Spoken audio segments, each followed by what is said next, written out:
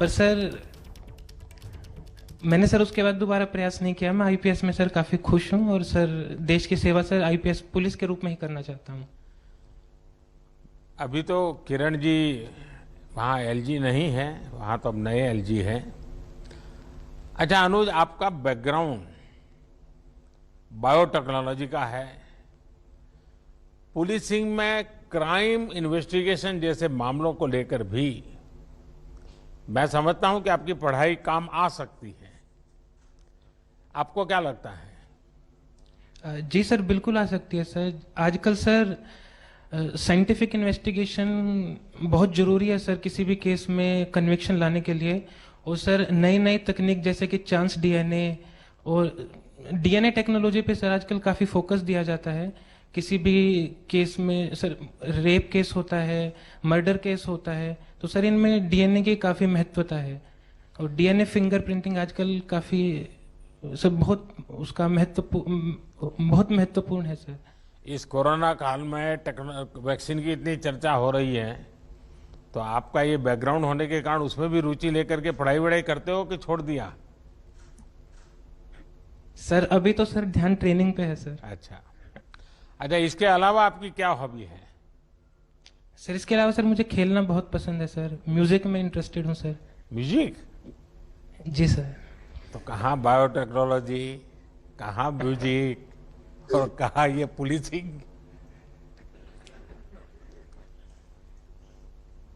Sir देखिए, हमारा हमारी केरला हॉबीज ये पुलिस का पुलिसिंग जैसे जो टफ और डिमांडिंग काम में एक प्रकार से बहुत मदद भी कर सकती है, और संगीत है तो और ज्यादा मदद कर सकता है।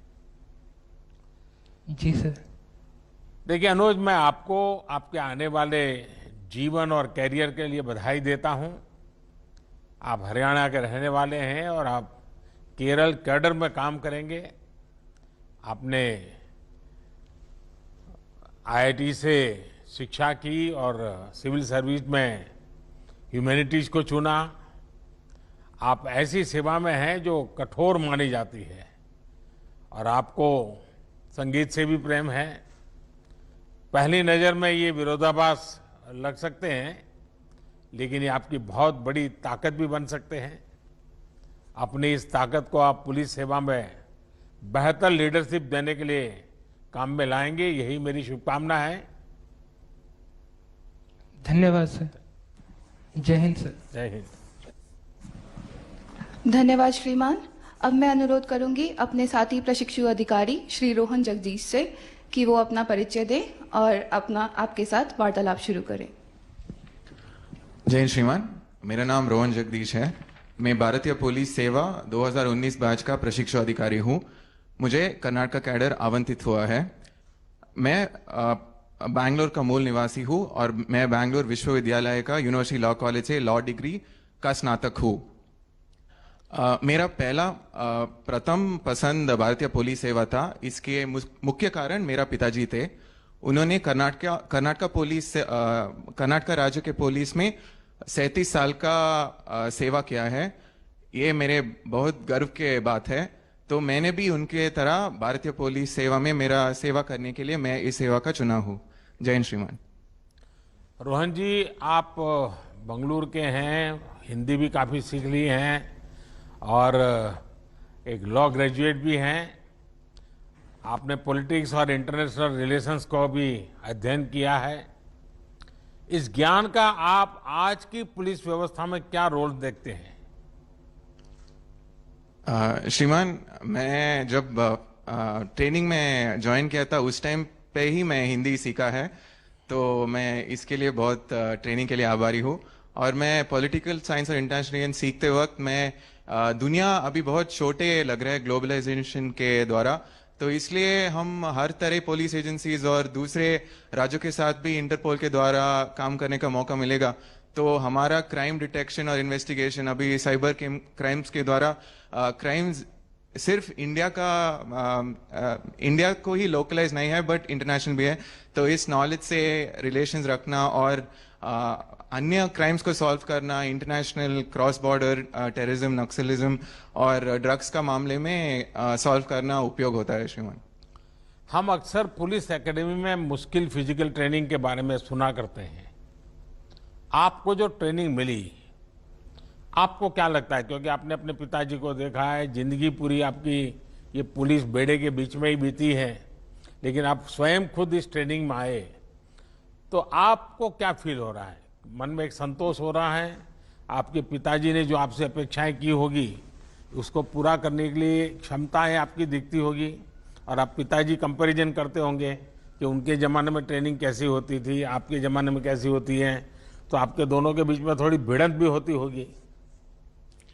सर, मेरे पिताजी मेरा रोल मॉडल भी है, और उन्होंने कर्नाटक पुलिस में सब इंस्पेक्टर के रूप में ज्वाइन किया थे, और 37 साल के बाद वो एसपी के रैंक में रिटायर भी हो चुका है सर। तो जब मैं एकेडमी पहुंचा था, उन्होंने बोला था कि पुलिस ट्रेनिंग बहुत कठिन होता है और बहुत मेहनत करना पड़ेगा। तो मैं आते अंदर एक माइकल एंजेलो का एक वाक्य लिखा है सर। उसमें बोला है, हम सबके अंदर एक स्टैचू ऑलरेडी है, एक शिल्प है। हम एकेडमी के द्वार उस शिल्प को एक स्टोन से निकालना पड़ता है। ऐसे ही हमारा निर्देशक सर और हमारा सब फैकल्टी हमको ट्रेन करके हमारा बेहतरीन शिल्प बनाया है। तो हम इस शिल्प लेके हमारा देश को सेवा करेंगे सर। अच्छा, इस ट्रेनिंग को और बेहतर करने के लिए क्या करना चाहिए? कोई सुझाव है मन में? सर, अभी ऑलरेडी बहुत बेहतर है। मैं पहले सुना है कि बहुत कठिन था। अब हमारा नया निर्देशक आने के बाद और सब चेंजेस हो चुका है, और हमारे सोच रखकर ही ट्रेनिंग कर रहा है, और हमको इंटरनेशनल स्टैंडर्ड्स पर ट्रेनिंग कर रहा है। तो मैं बहुत खुश हूँ इस ट्रेनिंग से। रोहन जी, मुझे बताया गया है कि आप अच्छे स्विमर हैं, और आपने एकेडमी के पुराने सारे रिकॉर्ड भी तोड़ दिए हैं। जाहिर है आप आजकल ये ओलंपिक्स में भारत के खिलाड़ियों के अच्छे प्रदर्शन को भी बराबर फॉलो कर रहे होंगे। आने वाले समय में पुलिस सेवा से बेहतर एथलीट्स निकालने के लिए भी, या फिर पुलिस के फिटनेस बल को सुधारने के लिए आपके मन में कोई विचार आता है कि आज आप देखते होंगे कि इसके बाद पुलिस का जरा बैठना, उठना, चलना सब जरा कुछ अलग ही नजर आता है। आपको क्या लगता है? सर, एकेडमी में हमको फिटनेस का एक बहुत ध्यान दे जाता है सर। तो इसलिए मेरा सोच है कि हम यहाँ समय बिताने के बाद एक फिटनेस का एक सिर्फ ट्रेनिंग में ही नहीं सर, बट हमारा जिंदगी में एक पार्ट हो जाता है सर। अभी भी मेरे को शायद क्लास नहीं है तो मॉर्निंग पीटी नहीं है तो भी मेरे को 5 बजे मैं उठ जाता हूँ सर, क्योंकि वो रूटीन रह चुका है। तो ये हमारा पूरी जिंदगी में हम लेके जाएंगे, और जब हम जिला पहुंचेंगे, हमारा साथी अधिकारी और हमारा साथ काम करने वाला पुलिस अधिकारी को भी इस बारे में बोल के उनको भी स्ट्रेस मैनेजमेंट और हेल्थ के मैनेजमेंट और उनके तबीयत को कैसा ठीक रखने का इनका जानकारी भी दे के हम सिर्फ आपकी फिटनेस ही नहीं बट सबको फिटनेस करके पूरा इंडिया को फिट रखने का कोशिश करना है श्रीमान। चलिए रोहन जी, मुझे आपसे बात करके अच्छा लगा। फिटनेस और प्रोफेशनलिज्म हमारे पुलिस की एक बहुत बड़ी ज़रूरत है, और मुझे लगता है कि आप जैसे उत्साही युवा इन रिफॉर्म्स को और आसानी से पुलिस सिस्टम में लागू कर सकते हैं। पुलिस अपनी फोर्स में फिटनेस को प्रमोट करेगी तो समाज में भी युवा फिट रहने के लिए प्रेरित होंगे। मेरी आपको बहुत शुभकामनाएं हैं। जय हिंद श्रीमान। धन्यवाद श्रीमान। इसी श्रृंखला को बढ़ाते हुए अब मैं आमंत्रित करती हूं श्री गौरव राम प्रवेश राय को कि वह आपके समक्ष अपना परिचय रखें और संवाद करें। साथियों, इस बार की ये चर्चा ऐसे समय हो रही है जब भारत अपनी आजादी के 75 वर्ष का अमृत महोत्सव मना रहा है। इस साल की 15 अगस्त की तारीख अपने साथ आजादी की 75वीं वर्षगांठ लेकर के आ रही है। बीते 75 सालों में भारत ने एक बेहतर पुलिस सेवा के निर्माण का प्रयास किया है। पुलिस ट्रेनिंग से जुड़े इंफ्रास्ट्रक्चर में भी हाल के वर्षों में बहुत सुधार हुआ है। आज जब मैं आपसे बात कर रहा हूं तो उन युवाओं को देख रहा हूं जो अगले 25 वर्ष तक भारत में कानून व्यवस्था सुनिश्चित करने में सहभागी होंगे। ये बहुत बड़ा दायित्व है। इसलिए अब एक नई शुरुआत, एक नए संकल्प के इरादे के साथ आगे बढ़ना है। साथियों, मुझे बहुत जानकारी तो नहीं कि आप में से कितने लोग दांडी गए हुए हैं या फिर कितनों ने साबरमती आश्रम देखा है, लेकिन मैं आपको 1930 की दांडी यात्रा की याद दिलाना चाहता हूं। गांधी जी ने नमक सत्याग्रह के दम पर अंग्रेजी शासन की नींव हिला देने की बात कही थी। उन्होंने ये भी कहा था कि जब साधन न्यायपूर्ण और सही होते हैं तो भगवान भी साथ देने के लिए उपस्थित हो जाते हैं। साथियों, एक छोटे से जत्थे को साथ लेकर महात्मा गांधी साबरमती आश्रम से निकल पड़े थे। एक एक दिन बीतता गया और जो लोग जहां थे वो नमक सत्याग्रह से जुड़ते चले गए। 24 दिन बाद जब गांधी जी ने दांडी में अपनी यात्रा पूरी की तो पूरे देश, एक प्रकार से पूरा देश उठ करके खड़ा हो गया था। कश्मीर से कन्याकुमारी, अटक से कटक, पूरा हिंदुस्तान चेतनवंत हो चुका था।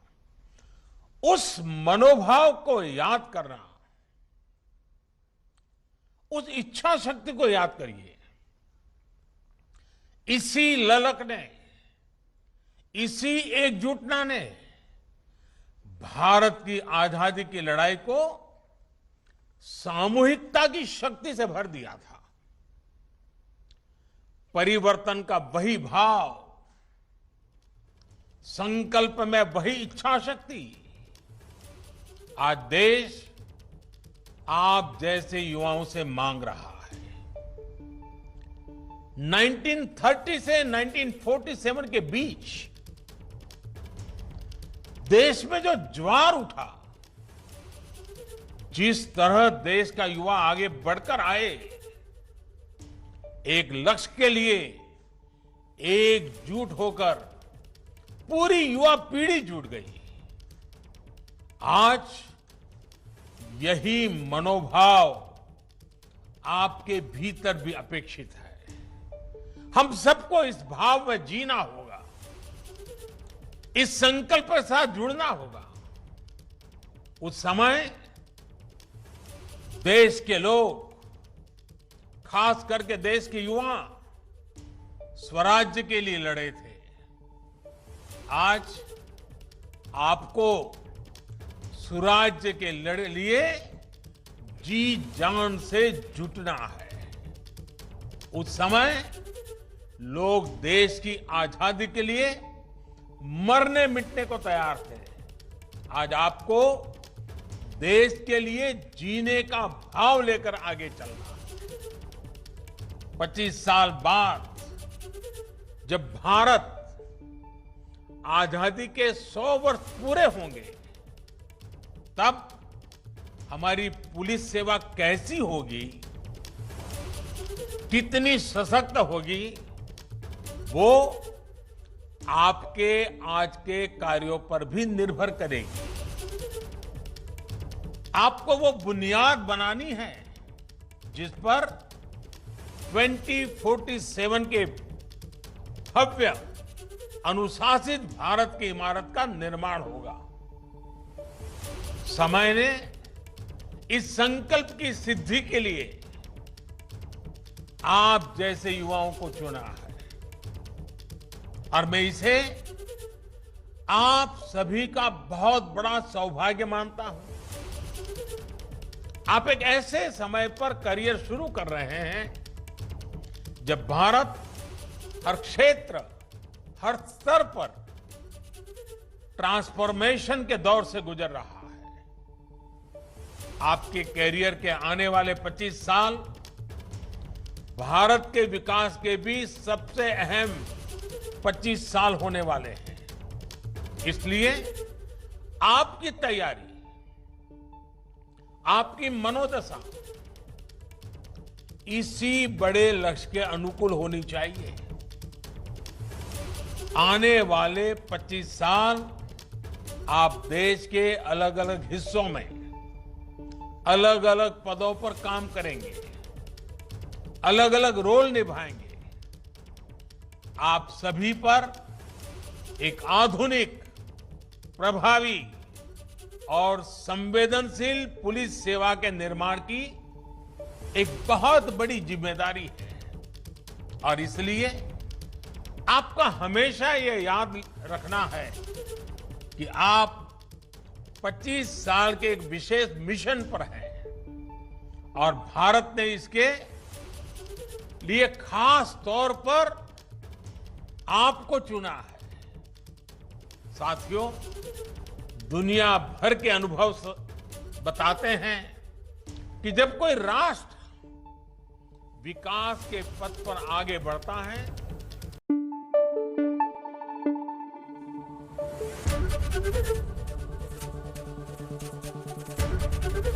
एबीपी न्यूज आपको रखे आगे।